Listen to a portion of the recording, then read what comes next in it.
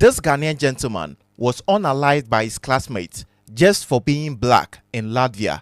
Now this guy, whose full name is Agyei, was reported to have committed suicide in Latvia. Now what happened? So this guy in July 2024 was admitted at this particular school as an electrical engineering student. Just 7 months after arrival, he began reporting to his mother that was being racially abused by some of his peers. His mother told him that if that is the case, then he should finish his first year final exams and then come back to Ghana. Now along the way, he met these people who introduced themselves as wanting to be his friends. According to them, they didn't like the way people treated him. This guy really thought he had met people who got his back. So they exchanged contacts, and then a few days later, they asked if they could visit this guy. Before they came, they asked Agyei if he had a roommate or he was alone. He told them no, he had left. But then this roommate was just next door. Now these people came, they were hanging out. They gave this guy a drink to try, not knowing they had put something in this drink. Before I realized it in my mind, it was like, it clicked on me that these people have dragged me. So I told them that I'm coming.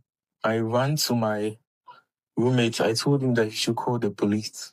I ran downstairs and then I went into a club and I asked them for help. And it's all here in the doctor's report. Now the report that came from the doctor indicated that this guy has been poisoned with an unknown substance. So whilst at the hospital, he sent a voice note to his mother. His mother told him to write down the names of the people. These are the names of the friends that visited this guy. Lucky for Agyei, he survived this incident. So a few days later, he was discharged from the hospital. His mother realized that no, where it has gotten to, it is really dangerous. So he booked a flight for this guy to leave Latvia. Now ever since that day of that voice note, they never heard from this guy again. Not knowing, his friends had heard of the matter, that this guy had survived the poison, and they being scared that he could mention their name. They followed this guy to the apartment. This time, it wasn't poison anymore.